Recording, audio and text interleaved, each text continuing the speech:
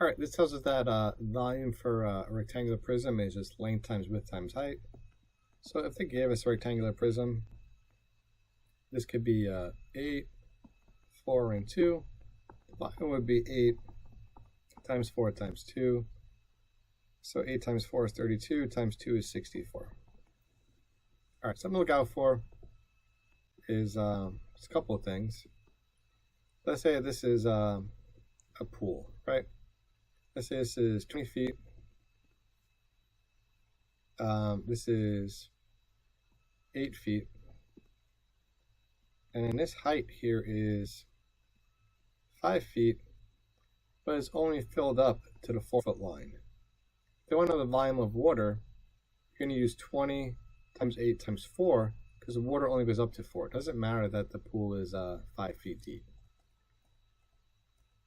Okay, another trick that they might do is mix up the units. So let's say this is 20 feet deep, 20 feet by 8 feet, and then this side might be 3 inches.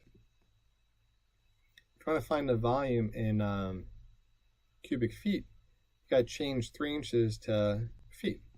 So there's 12 inches in a foot, so this is 3/12 of a foot, or 1/4. And then you can multiply those. 20 times 8 times 1/4.